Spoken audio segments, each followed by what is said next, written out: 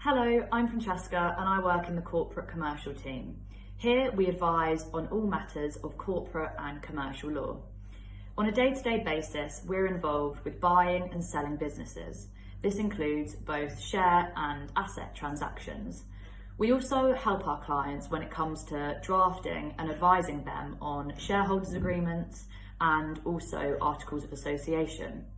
We also help with general corporate matters such as shareholders and directors' rights. On a more commercial front, we help our clients with commercial agreements. This may be their terms of business or their trading arrangements. Today, I'm going to talk to you about 5 things to consider when starting your business for the first time.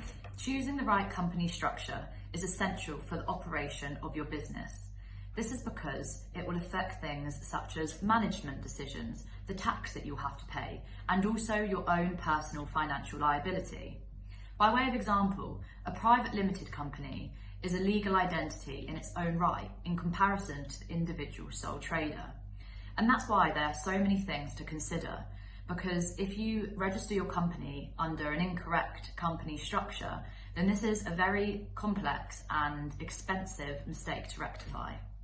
Secondly, is making sure that your company has a statutory register. A statutory register is essentially a history of your company. It will record everything from who directors, shareholders, company secretaries have been.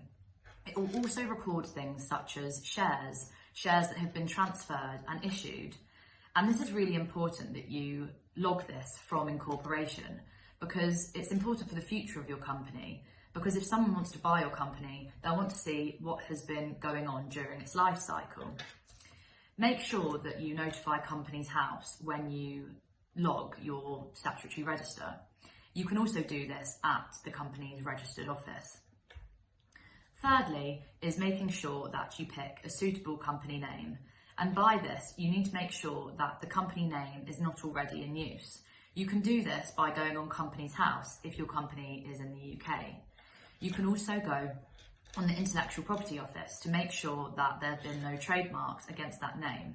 And this is something that you should do as soon as you pick your suitable name, is make sure that you register a trademark against it so that no one can use a similar or exactly the same name that you have. My 4th point is whether you are going into business with anyone.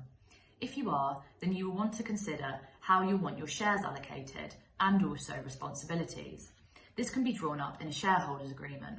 And a shareholders agreement is really important because it will also outline what happens on exit. My final point is that you make sure that you have contracts set up and put in place with your clients and your suppliers. This is because client contracts generate revenue. And so whatever type of contract you have, whether it's a license or terms of business, make sure that these are watertight so that you are protected and your company is protected.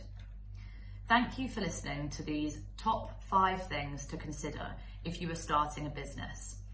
2 things to keep in mind from this video is making sure that you take ownership of responsibilities and most importantly, that you keep good records. Thank you for listening.